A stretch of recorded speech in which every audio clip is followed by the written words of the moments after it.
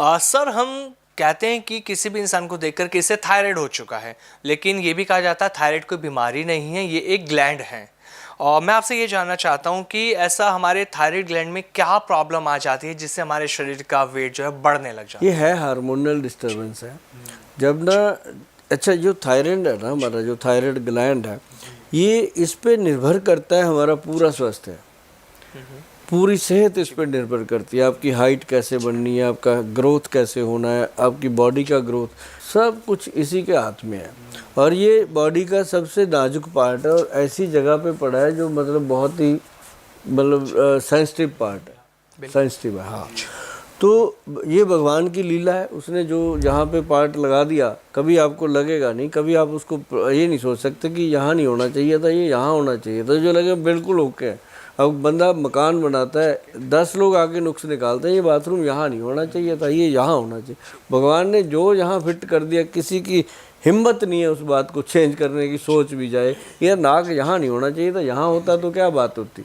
तो ऐसी हर चीज़ का एक सही स्टिक है कि वो थायराइड ग्लैंड जो है वो सचमुच आपकी बॉडी का एक संचालन करने वाला एक ऑर्गन है, सही मायनों में। अब किसी का वज़न कम होता है जब थायराइड का ग्लैंड डिस्टर्ब होता है, किसी का बढ़ जाता है।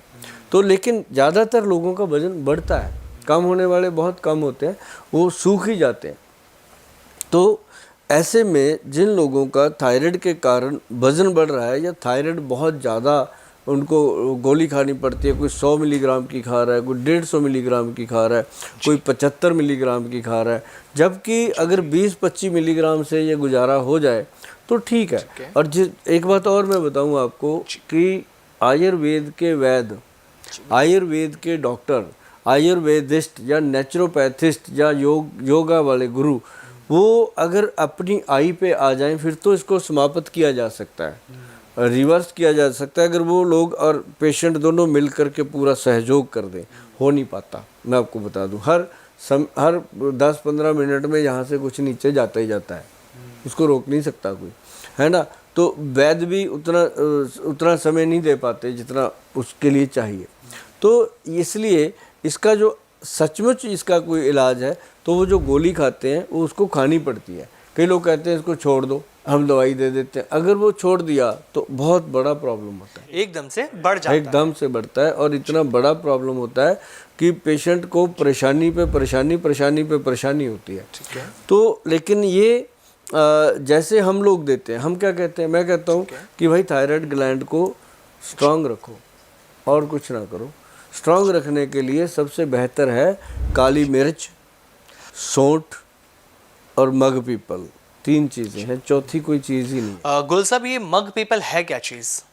ये मगे होती हैं इतनी लंबी लंबी, अगर आपको लगे कि नहीं पता चल रहा, आप जो भी इंसान हिंदुस्तान का हिंदुस्तानी है उसको पता है मग पीपल का, लेकिन कई बार उसको नाम कुछ और लेता है। तो मैं कहता हूँ कि मग पीपल जो है उसको गूगल पे जाएं, मग पीपल लिखें, आपके सामने फ़ोटो आएगी, इतने लंबे लंबे से होते हैं। गुल साहब क्या, जैसे मैं समझ पा रहा हूँ, ये छोटी पीपली और बड़ी पीपली जिसे कहते हैं, क्या ये वही है? हाँ हाँ, वही पीपली वही होती है ना। अच्छा, तो वो वाली, उसका जो टेस्ट होता है वो काली मिर्च वाला ही होता है, सेम टेस्ट आता है उसका भी। तो वो मग पीपल, काली मिर्च और सौंठ का पाउडर, तीनों को बराबर मात्रा में मिला के बना के रख लो। एक चुटकी भर ऐसे करके खाना खाने से पहले तुरंत मुंह में रख करके चूसना शुरू करो। अच्छा। ये फिर सलाइवा से मुंह भर जाता है।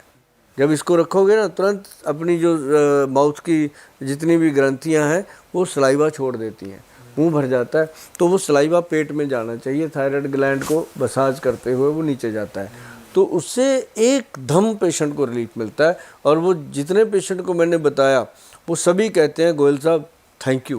मतलब ये थैंक यू बड़ी मुश्किल से मिलता है, क्योंकि ये पेट से निकलता है थैंक यू, ये ऐसे नहीं लिया जाता किसी से, पैसे दे के थैंक यू नहीं मिलता,